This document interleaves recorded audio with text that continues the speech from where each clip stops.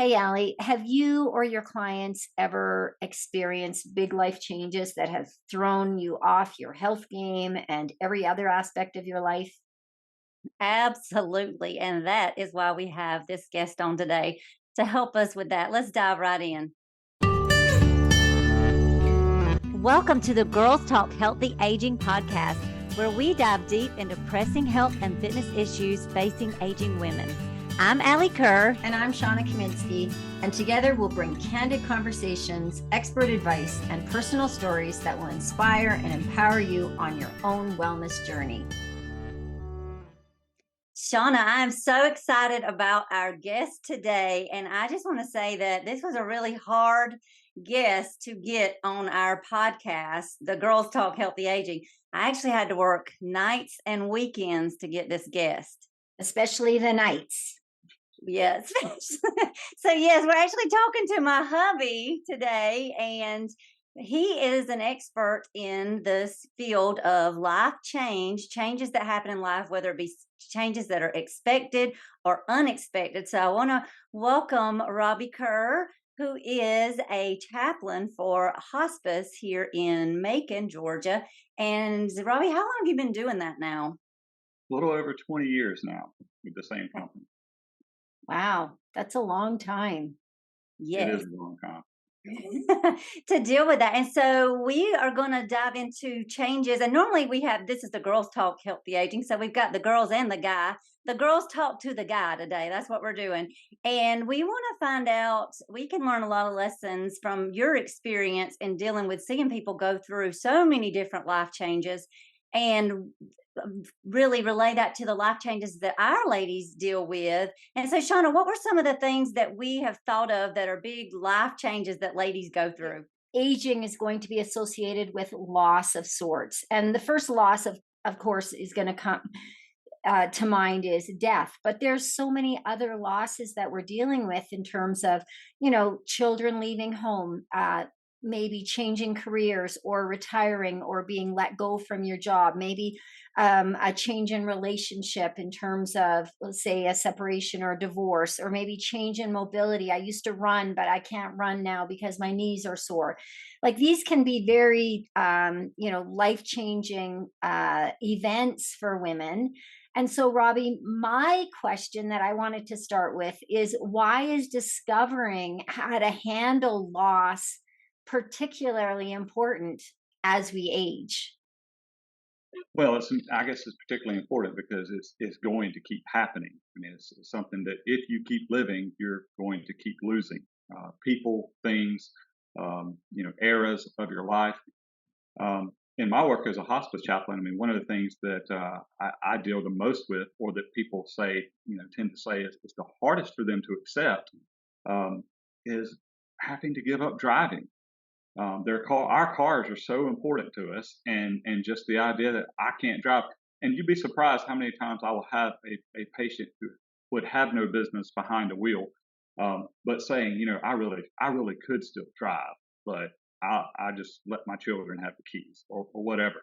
But it's just so hard for them to let go of that. I can attest to that because that was my father's biggest loss when he had his stroke. He definitely, that was, it was just his loss of independence. And the funny thing is about 2 years later, he got, for some reason, he got his driver's license back in the mail. And so he just felt so vindicated that he said, well, now I can drive. But I think it was, honestly, I think it was just like an expired one, but he didn't realize that. But he just felt so much better knowing that he could drive. But by then he had no car or no access to a vehicle, thank goodness. But yes, that loss of independence was so debilitating and really devastating to him. I had a 99-year-old patient recently in the last year that still drove to the grocery store and back, even though he had no business doing so. And so his daughter thought, okay, his license is about to expire, and so that'll kind of take care of that because he's really compliant. He's going to follow the rules, and so he's not going to drive without a license. Well, it also happened to be an election year, and so he convinced her that he needed to go get his license renewed so that he could vote. Of course, that was really not the plan altogether. And he told me, he just laughed about it. He said, I really didn't think they would give a license to a 99-year-old man, but but they did, and he was just so thrilled that he was able to get his license back Well, I hope you chose to renewed. not vote or not drive. Yes, to voting, but not to driving. Yeah. What about ladies? One of the things that I've had happening that is just comes to mind when we're talking about these changes, life changes and losses, since school has started back, for some, it's they're sending their kids to school maybe for the first time. They're little kids, are going into school, going to kindergarten. They've never been to school. And so that's a big life change and loss that, things are different. Or the moms that are sending their kids to college. I've seen that a lot and seen the struggle or the challenges that has caused people. Just, Shawna, have you dealt with that? Yeah, I mean, and I did myself. I remember thinking, how to handle. And I'll let Robby speak, and then I'll mention how I handled it. Robby, what would you recommend, or what's your experience? Yeah, I don't know that I have any recommendations, but I mean, I will say that I do notice a difference between men and women on this. Most of the time, the men, even if jokingly, are like, I'm ready for, I'm ready for them to be gone, get one of them out of the house, that I don't have to feed, pay for, and all that kind of stuff. But, and the women may sometimes make that joke, but then underneath, I can tell it's really, really very difficult. And I think the difference is, you guys, ladies, literally, carry this person inside your body. And so they're literally an extension of you even long after you've given birth to them. They began moving through the stages of life themselves. I don't think that that cord is ever really severed, and I don't think men have that same connection in that way. So maybe a little bit different experience for y'all. I would agree. And I would say that one thing that helped me is I had a friend that was just maybe 5 years older, and I watched her struggle.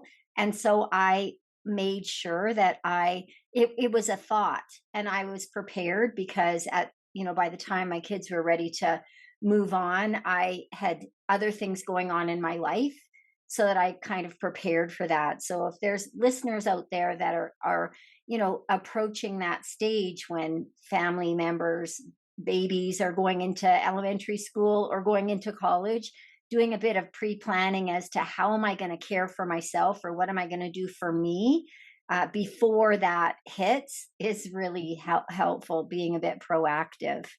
Um, Robby, what would you say, if someone is experiencing loss or a big change, what's the best way to support that person? Well, I think a lot of times what we say is, let me know if I can do anything, or let me know if you need me, or whatever, which I don't think 99% of us take that as a real offer. It's just something that we say. And so I encourage people to actually have a concrete plan. Say, I'd like to provide dinner for you guys.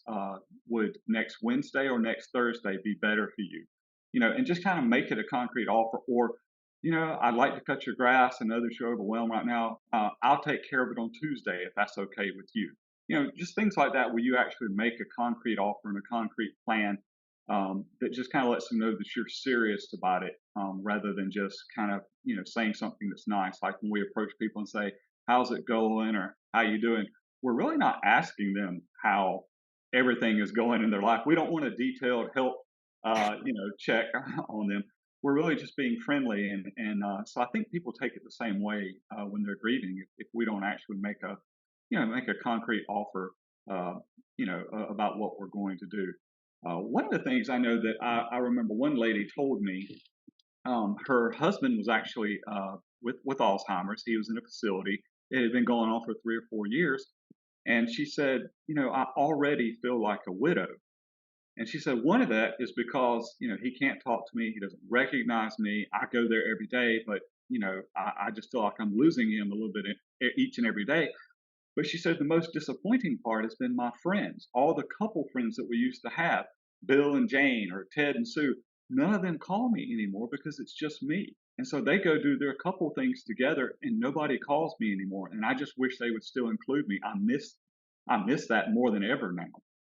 I think one of the big things too, a case like that, or loss, is just acknowledging it, rather than, like, because a lot of people, they say, well, I don't know what to say, but just acknowledging the loss, and saying I don't know what to say is probably okay.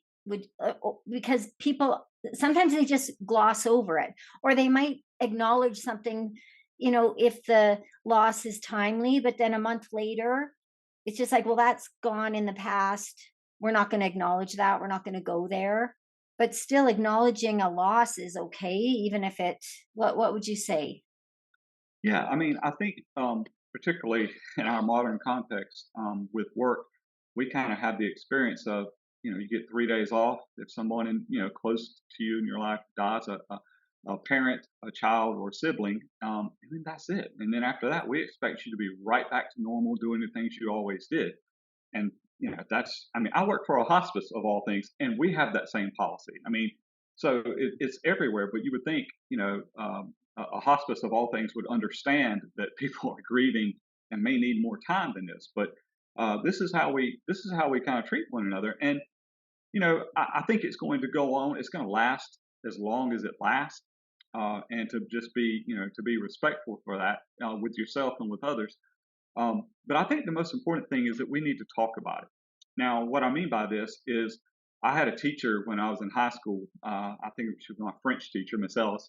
And I just remember this from being a freshman in high school, that she told us we have to say things about 17 times before we learn them, to repeat things. And so she would repeat the phrase in French, and we would have to repeat it afterward. And that would go on and on and on. But I found that in talking about our grief and loss, we need to tell the story as many times as it takes until it's no longer so painful to tell the story anymore. And you'll know when you get there, because all of a sudden you can tell the story and it just doesn't have that absolute weight and pull on you that it used to. Of course, we still miss the people that we love, but it's just not that anvil, around our neck anymore. But because we need to talk about it. But we need to choose carefully who we talk to, because most people are not going to be able to handle our feelings in that way. And so what they do is run from us. When we need them the most, they kind of run from us because they're scared. As you said, they don't know what to say. And I feel for everybody in that, in that context. We don't know what to say, and so we say nothing, or we kind of hide away because we're anxious about it. And so I think as people who are grieving, it's to choose very carefully a very few people who you can talk about, and reach out to a professional, if you need to.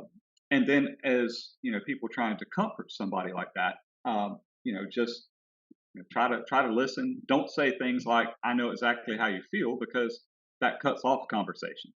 But man, that must be very difficult. Do you want to talk about it? It's a much better beginning. Asking leading questions, Sure. and then let people open up as much or as little as they care to, but making yourself available. And if that person chooses to talk to you, then great. And if not, we're just not going to push it. That would be a good way to handle it. Absolutely.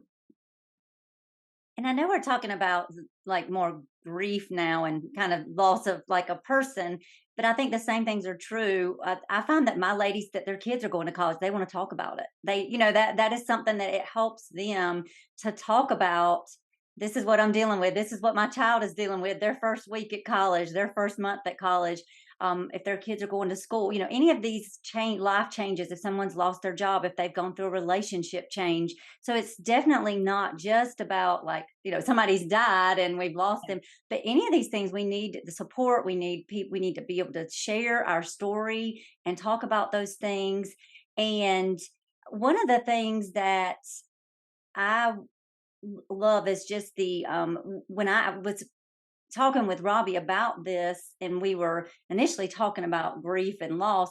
What's the definition of grief, Robby? That was an interesting thought for me. Yeah, my old mentor, John Claypool, used to say that the essence of grief is that we run out of time. Something ends before you want it to. And I mean, this is, I'm a sports fanatic, so I'll give you an example from last night of how these things happen. I was listening and watching the Braves, and for most of the game, it was 4-0, and Philadelphia fans were happy, and they were, and the Braves fans were all going, "Oh, we're going to go home from the playoffs early this year." And then all of a sudden, things change in the eighth inning, and all of a sudden, they're the ones grieving, and the other people are the ones celebrating, and things change like that. But the thing is that about running out of time is that you can make a positive life change. You get a promotion, you get a new job, you get married, positive life changes, but that does not mean that they don't come without grief. That doesn't mean that you don't miss things that you used to have, because just because you move on to a better paying, or a job that you like better, does not mean that you don't miss the people that you leave behind when that happens, particularly if you have to change locations. I've often thought about, Alli, when you and I got married, and it's like in the span of a week, I left one school and started another one. I left one town and started another. And I left being single and all the friends that I hung out with and started being plural, having a wife. And even though this life was great, there was still some grieving of things that, that you and I were both leaving behind. So even in the positive changes of life, there are things that we may not recognize that we leave behind, that we still grieve those things. That's a really One good point. one of the things that you said, Shawna, that I was thinking about with my ladies is that when you think preparing ahead, like if there's going to be change, there's some things that happen that are unexpected and we may not be able to prepare for. But then there's those things that we know are coming, like a job change, like a move, like our kids going to wherever, to school, or little school, big school. There's those things that we can prepare for. And one of the things that I've seen that is a win for ladies is doing that preparation before.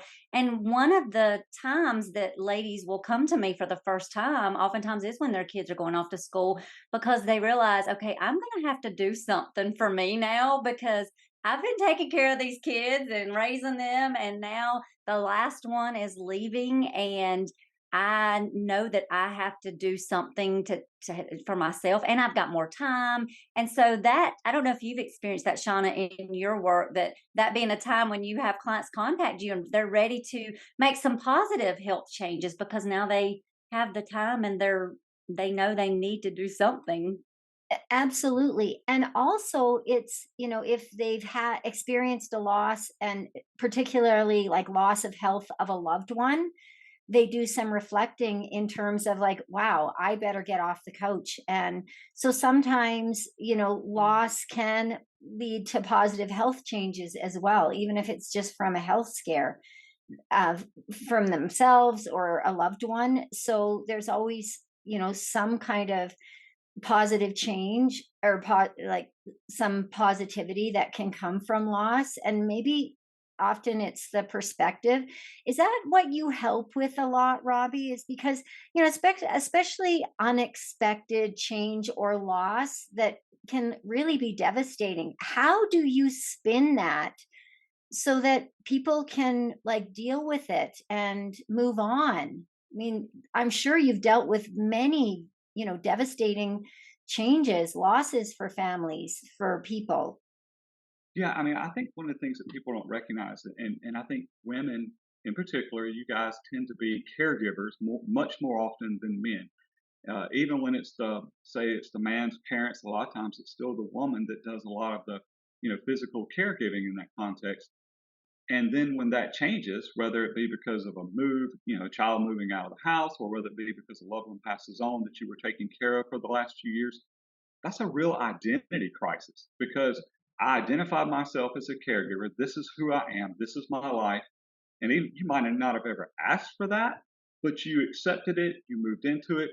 And now, after 4 or 5 years of that being almost your sole identity, now just like that, overnight, it's gone, and you've got to figure out, now who am I now?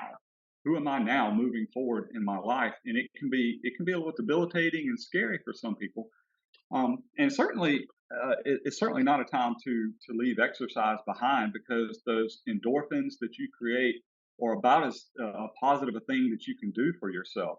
I would say most of the time, I know when my folks are going to be okay when they begin telling me about some sort of exercise that they're doing, and when they begin telling me that they're able to laugh again. Those are the two things, because I know that they're getting those positive vibes in their body, and they're not feeling guilty about being happy themselves and moving on. And which just gets to another point. I mean, I know you guys as ladies often take care of everybody else, and you feel guilty when you do anything for yourself. And that can be true, ironically, even once you're no longer caregiving. Everybody's out of the house. You're on your own. You can do anything you want to do, and yet somehow that you don't escape that guilt, because you're so used to it being your friend, your companion is your guilt of ever doing anything for yourself or putting yourself first. That is so true. And I think probably you find this too, Allie, that that is a constant conversation that I have with women, that, self-care is not selfish. And what, at any stage of life, carving out some time for yourself is, you can probably be a better, care for others more effectively when you are coming from a full cup than from an empty cup. So, and that's good to know that, when we are seeing loved ones go through loss, but we see that they are starting to laugh again, that maybe they're moving through it a little bit. So that kind of will help people when they're seeing people go through loss. Yeah, and I was just thinking when you were talking about noticing when you see those positive changes, and Robbie talking about exercise, and we talked about how people will come to us when they're going through a life change and get started in exercise. The flip side is also true, and a lot of times we run from healthy things and healthy behaviors when we're going through a life change, whatever that may be, whether it's unexpected or expected. We and I hate to say that I might see that more often than the other, but it does seem like that is one of the things, at least initially, that can really get people off track with their health and fitness journey, is some kind of expected or unexpected life change, whether it be a move, whether it be a relationship change, marriage, divorce, happy or sad, marriage or divorce, or having a child, sending a child to school, and a new job change, some kind of illness, some kind of joint issue. Those things can definitely also take us away from health. So, Robbie, is there something that is that something that you see, and how do you encourage people to not go that route and run from the healthy behaviors and do it better and do? Yeah, it's tough because everyone around us and the things that we do, particularly after a death, reinforce the unhealthy behaviors. What do? We take pies and foods that are loaded with carbs and fat to people's house for them to eat. Or we have dinners at church, after a service or whatever, and this is what we're feeding one another. And I think it's even called comfort food. It's called comfort food for a reason. It's loaded with the sugar and fat that give you some initial comfort now, but then of course leave you feeling so much worse, later.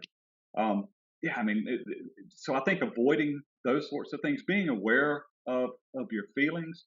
I think for me, and I don't know how it is for some of the ladies that y'all work with, but um, I eat when I'm anxious, and so sometimes I have to stop and ask myself, are you really hungry, or are you just anxious? Okay, and then if you're just anxious, what are you so anxious about? And maybe deal with that. Sometimes I'm scared to do that, and I just go, yeah, I'm anxious, but I'll feel a lot less anxious if I eat this whole bag of chips. But I think it's important to do that, though, to just kind of ask yourself, is what I'm feeling really what I'm feeling? Is it And really hunger, or is it something else? and so yeah, I am anxious. So then asking yourself, well, what could I do instead? And it's a hard line to um create with someone that is experiencing loss, because you don't want to be saying, well, don't eat that bag of chips. Maybe rather just saying, hey, would you like to go for a walk? Like providing an option without the seeming judgment of like, get off the couch, and because that could come off as very harsh. So maybe just providing options of because honestly, just gentle movement like walking or getting some sunshine or gardening, or just getting outside can be helpful. So I know that I have a client that was going through breast cancer, and her request to me was, I don't want any sympathy. I just want a harder message. So even with that permission to, I had a hard time, giving her the hard message that you've got to cut back on the sugar, and can you try and just because that is not a healthy way. Your body doesn't need that right now. Your body needs you to go for a walk. Your body needs you to get some sleep. And so it is hard to find that balance. I felt better knowing that that was her request. But I think that, like you said, people are going to be more willing to bring over a casserole and a pie than say, let's go for a walk. But maybe just providing options in a non-judgmental way might be a healthy way to move forward with some people. No, I mean, I think that's exactly right. And I think that the line, there's a very fine line between anxiety and excitement. But they both come with a certain energy. And, probably the best thing to do with that energy is to, instead of, going and feeding at the trough, is to, like you said, go for the walk and put that energy to some good use, because it will calm you down, just like the food might temporarily, but with a much, with a much better long-term Payoff. outcome. Yeah. Robby, what would be your wish for people that are potentially going through some kind of loss, as we age? What would you wish for them? Well, I think just to realize that it's normal, that it is a part of living, that everything that you're experiencing is just what happens to us as we age, and to give yourself a little bit of grace and forgiveness for being unsure about things, and I think giving yourself permission to just let your feelings be what they are. Instead of saying to yourself, well, I shouldn't feel this way, or I know, I feel bad about the way I feel about this. Just giving yourself permission for letting that be what it is. Yeah. Alli, do you have any wish for anybody? Override our brains when we're in that hole, and we just have to override our brain and do something positive to get those dominoes going the right way. Whether it's take a walk or call someone who cares, or whatever we can do that is going to move us in a positive direction, even if we don't feel like it. Yeah, and that's going to look different for different people. Some people are going to want to take the walk. Some people are going to want to make the call. Some people are going to want to just go sit in nature. Thank you guys for having me on today. Thanks for listening. You'll find me, Alli, on Instagram at Alli Kerr Fitness. And you'll find me, Shawna, on Instagram at Shawna Kaminski. Feel free to pop us a DM with questions and or feedback. Until next time, be healthy and be happy.